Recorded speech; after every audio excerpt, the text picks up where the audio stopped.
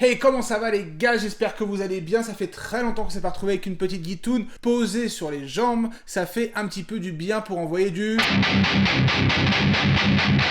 sale. Alors aujourd'hui je me suis dit que j'allais vous donner quelques petites astuces que j'utilise pour construire un riff assez lourd, intense, un peu à la façon metalcore, deathcore, tout ça, tout ce qu'on aime quoi. Et pourquoi ça? Parce que c'est vrai que dans chacun de mes tests, il y a toujours un moment où j'envoie du...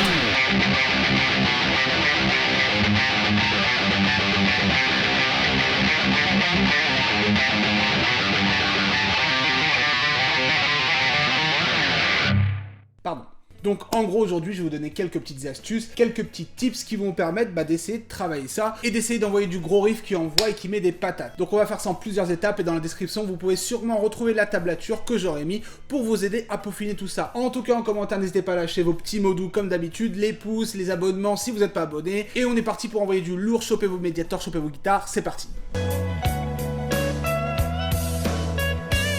Donc encore une fois, tout ce que je vous conseille, c'est vraiment ma façon de voir les choses. Ce ne sont pas des choses définies, c'est des choses que vous pouvez simplifier ou améliorer. Chaque guitariste a un peu ses techniques. Moi, je vais vous montrer ce qui me semble cool et comme d'habitude, on va tenter de faire de la vulgarisation autour de tout ça. Donc beaucoup de mimétisme entre nous, c'est parti. Donc première chose, l'accordage. Et pour ce genre de riff et pour apporter plus de lourdeur, je vous conseille de vous mettre en drop.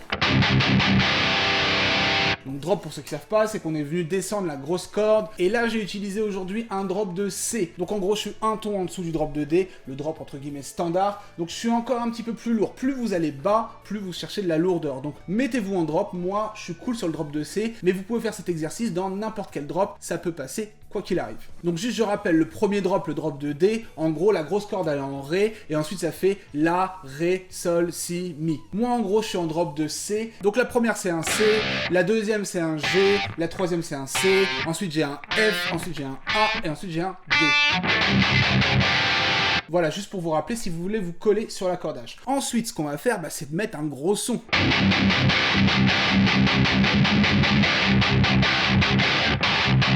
Utilisez l'ampli que vous avez, mais il faut absolument avoir au moins une belle sortie de gain, une belle distorsion qui crache un peu, parce que faire du clean, et si on veut envoyer du metalcore, du deathcore, des choses comme ça, ça va pas trop marcher. Donc il vous faut quand même un gros son, que vos palmutes y ressortent bien grassouillés,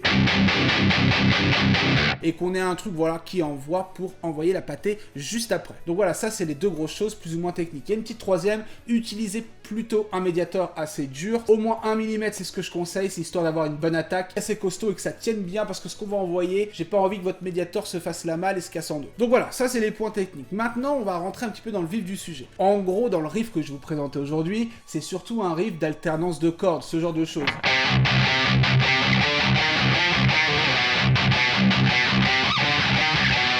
En fait, je viens à la fois jouer la grosse et la deuxième, la grosse et la deuxième, la grosse et la deuxième, et je crée une petite mélodie. Évidemment, on aurait pu faire la grosse, la deuxième, la troisième, la quatrième, mais on va y aller soft aujourd'hui. Donc, ce qu'il faut maîtriser, c'est le côté palmute, sur les grosses cordes surtout, et votre petite mélodie que vous allez raconter, comme je dis parfois, on raconte une histoire. Et bien ça, on va devoir le faire en ouvert ici, on n'est pas en palmute. C'est ça la difficulté de ces styles-là, c'est d'être ouvert, fermé, ouvert, fermé, ouvert, fermé. Genre...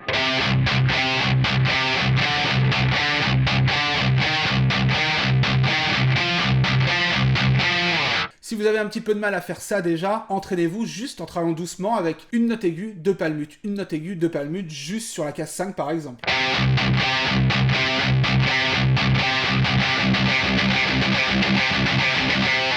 Ensuite, ce qui va être cool à travailler, c'est que des fois, on va faire des combinaisons où on a deux fois la note grave, une fois la note aiguë, une fois la note grave, une fois la note aiguë, genre...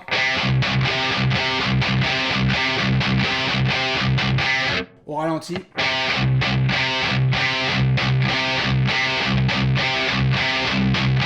Donc vous voyez, c'est souvent ça qu'il va y avoir, c'est qu'on alterne. Des fois, il y a 2 zéros. Quand je dis 0, c'est la grosse corde. Des fois, il y a 2 zéros. Des fois, il y en a qu'un. Des fois, il y en a plusieurs fois où il y en a deux. Des fois, il y en a qu'un. Bon, c'est des combinaisons. C'est aussi à vous de les créer et c'est aussi à vous de le trouver. Donc aujourd'hui, on va utiliser un petit peu tout ça. Donc ça, c'est des exercices préliminaires si vous n'êtes pas à l'aise sur le palmute, pas palmute, palmute, pas palmute. En gros, la règle à respecter, c'est les zéros, les graves en palmute et votre petite mélodie qui raconte une histoire. Pas de palmute. Et ça va permettre en fait d'avoir la propreté, parce que si je commence à faire... c'est une autre intention qu'on veut pas trop ici. Donc maintenant les gars, on va s'occuper de la mélodie, et la prochaine étape, ça va être donc de raconter une petite histoire remplie de mélancolie. C'est parti. Donc pourquoi remplie de mélancolie? Parce qu'on sait très bien que ces styles-là, c'est pas non plus Casimir ou Disneyland, on est là pour envoyer du sale. Donc en gros, souvent, on va aller jouer des suites de notes qui sonnent très mineures, des gammes mineures, mais voilà, si vous ne connaissez pas ça aujourd'hui, je vais vous donner un petit exemple sur une corde. Donc grosso modo, c'est aussi à vous de trouver ce qui vous touche. Moi, je suis toujours dans cet esprit-là. Essayez de faire une mélodie qui vous touche. Par exemple, on va utiliser ça aujourd'hui.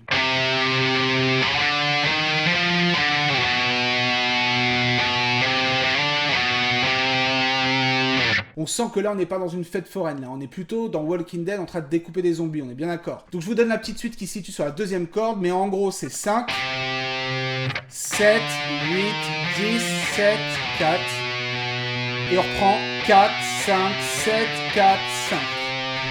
Et à votre avis, qu'est-ce qu'on va venir faire? On va venir mélanger notre basse en 0, palmuting, dépalmuting, pour faire une sorte d'alternance et qui donne un peu de peps à tout ça. Donc juste, en gros, cette note-là, la première, la 5 sur laquelle on est parti, c'est notre fondamental. On retrouve le Do, donc c'est un peu notre base et notre départ. Donc les volontairement choisis, comme ça fait un départ logique. Maintenant, on va essayer de mettre des fois 1, 0, 2, 0, 1, 0, 2, 0. Genre...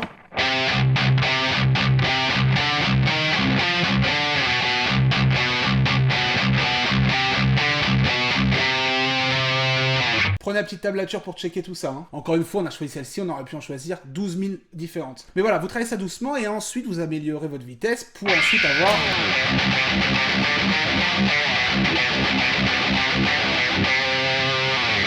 Voilà, avec de la vitesse, forcément, ça fait tout de suite son effet. Donc juste, moi, je travaille ça en down picking, donc que du bas. Pourquoi? Parce que déjà, je préfère l'intention que ça donne. Il y a une attaque que je préfère qui est un peu plus incisive que les allers-retours. Donc voilà, après, c'est votre choix. Dans ce cas-là, moi, je travaille en down picking. Donc une fois que vous avez une petite mélodie comme ça, faut un petit peu conclure tout ça. Et on va venir mettre de la magie en changeant les accords, ou entre guillemets, on va changer les basses. C'est parti, je vous montre ça. Donc en gros, dans ces styles-là, ce que j'ai remarqué avec le temps, c'est qu'il y a souvent ces suites d'accords. 0, 8,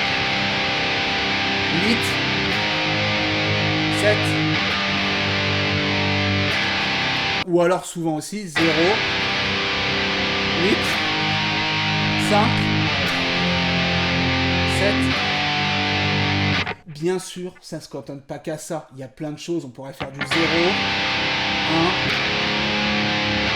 5, 4, 8, 7. Mais voilà, souvent, dans une partie du metalcore, le 0, 8, 7, il marche plutôt très très bien. Donc qu'est-ce qu'on va faire? C'est qu'on va remplacer les zéros en changeant un petit peu la mélodie pour justement finaliser l'histoire et avoir une belle suite d'accords qu'on va pouvoir faire tourner. Par exemple, le but, ça va être de faire...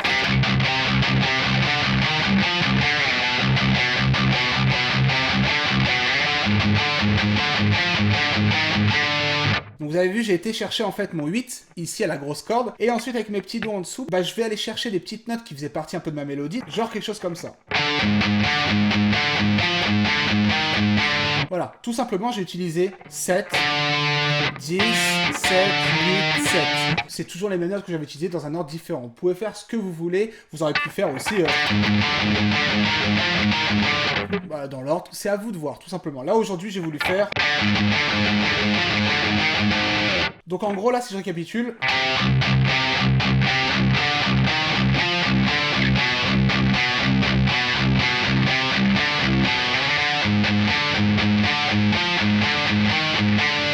Et maintenant, on va venir finaliser avec la petite basse. Alors, en 7, en 5, je fais un plouf-plouf. Plouf-plouf, ça sera... Tac, 1, 2, le 5. Ok, on va utiliser le 5, tout simplement. Et bien, le 5, je vous propose de faire le même mouvement qu'avec le 8. Par exemple...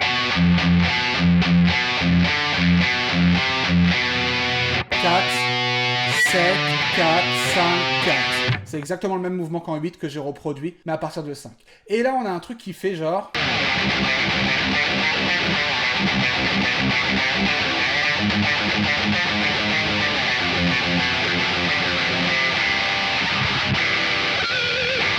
Voilà, vous avez un truc assez construit. Alors, bien évidemment, je le répète, vous pouvez faire ce que vous voulez. Vous aurez pu faire...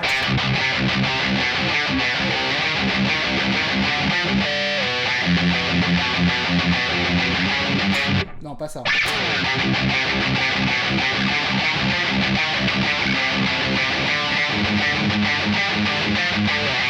Par exemple... pouvez faire plein de choses différentes. Fouillez juste en fait des suites de notes qui vous paraissent juste pour vous dans votre ADN et ce que vous kiffez, et mettez ces petites bases qui soient 0, 8, 7, 0, 8, 7, 5, 0, 8, 5, 0, 7, voilà. Je vulgarise, mais bien évidemment, il y a de la théorie envers tout ça. Si vous voulez de la théorie, évidemment, suivez des cours avec quelqu'un qui vous explique. C'est ce que je fais avec mes élèves qui viennent en cours privé, que ce soit par Skype ou en direct. Mais voilà, en gros, là, aujourd'hui, je voulais juste vous donner les petites clés. Maintenant, après, quand vous faites quelque chose comme ça peut vous donner plein d'idées pour la suite. Par exemple, si on utilise les basses pour faire ensuite un riff un peu plus épique, genre...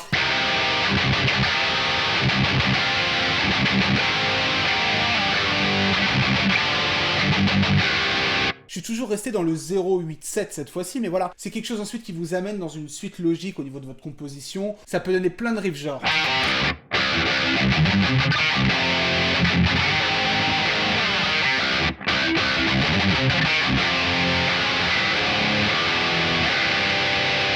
Testez à mort, et c'est ça qui va faire que vous allez bien vous débrouiller, et compagnie, et compagnie. En tout cas, j'espère que ces petites astuces vont vous être utiles. Encore une fois, je l'ai fait parce que beaucoup me demandent, mais c'est quoi que tu joues là, c'est quoi que tu joues là, c'est quoi que tu joues là, surtout quand je joue des riffs comme ça. Donc voilà, c'est un petit plaisir. Si vous voulez d'autres styles de riffs comme ça que je fais dans des petites vidéos où je vous montre les petites clés pour vite y parvenir, dites-moi tout de suite dans les commentaires. Encore une fois, lâchez les soutiens, les petits pouces, tout ce que vous voulez. En tout cas, voilà, faites vraiment ce que vous voulez, et on se retrouve très bientôt pour de nouvelles vidéos, les gars. Ciao, ciao.